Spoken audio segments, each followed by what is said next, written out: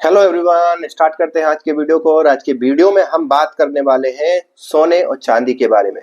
सोने चांदी के प्राइस आखिरकार क्यों इतने ज्यादा बढ़ रहे हैं और क्यों इतने ज्यादा घट रहे हैं, क्यों इतने ज्यादा फ्लक्चुएट हो रहे हैं, ये किसी को समझ में नहीं आ रहा।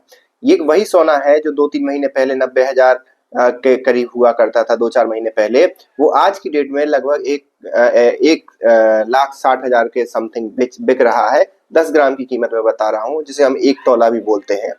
वही अगर आप देखें चांदी, तो चांदी के लगभग 2 लाख के करीब पहुंच गई है। 1 किलो की कीमत बता रहा हूँ।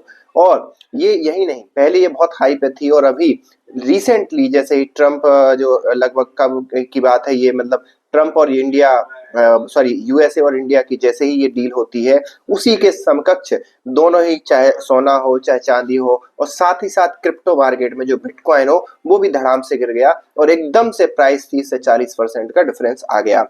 इसके सबसे बड़े कारण राष्ट्रपति ट्रंप भी हैं और पूरी ग्लोबल ऑर्डर का जो मीन्स एक प्रकार से अविश्वास हो रहा है डॉलर के प्रति, वो भी यहाँ के पीछे काम कर रहा है।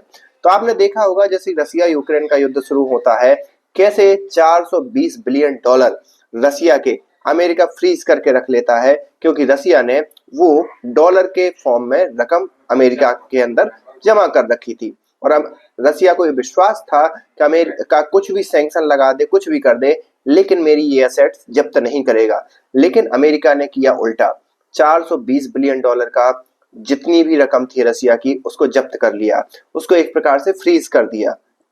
और ये चीज, ये सिग्नल था पूरे वर्ल्ड ऑर्डर में, जो कि डॉलर पर विश्वास करते थे, जो अलग अलग विदेशी भंडारों में डॉलर की महत्ता, जिनका परसेंटेज ज्यादा था, उनको अविश्वास हुआ और उन्होंने क्या किया, डी डॉलराइजेशन स्टार्ट कर दिया धीरे धीरे।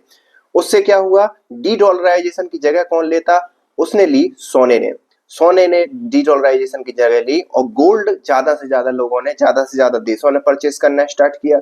जैसे ही गोल्ड की ज्यादा डिमांड बढ़ी, तो सीधी सी बात है जो इन्वेस्टर्स थे उन्होंने भी अपनी मनी गोल्ड में डाली और गोल्ड के प्राइस जो थे वो हाई पर पहुंच गए।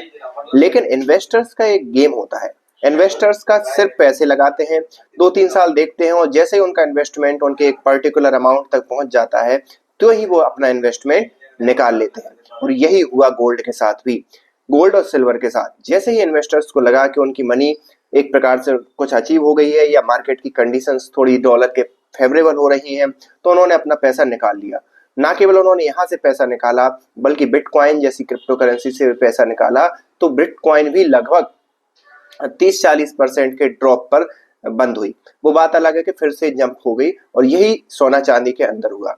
लेकिन वास्तविकता फ्यूचर में क्या होने क्या वाला है, क्या सोने चांदी के प्राइस इसी प्रकार से बढ़ते रहेंगे या घटेंगे भी? तो अभी अगर हम वर्तमान हालात को देखें, तो घटने के कोई चांसेस ऐसे लग नहीं रहे हैं, जब तक कि कोई बड़ा निर्णय ना हो। और रही बात बढ़ने की, तो बढ़ेंगे तो ही। और सोना और चांदी दोनों ही अपनी वैल्यू कभी नहीं खोते, और ये अपना इन्वेस्टमेंट पूरा का पूरा देंगे। तो ये इन्वेस्ट करना चाहिए या नहीं करना चाहिए, ये तो मैं आप पर छोड़ता हूँ। लेकिन अभी हाल ही में जो इतना मतलब फ्लक्चुएशन चल रहा है इनकी प्राइसेस को लेकर, उसका कारण आई थिंक आप समझ गए होंगे।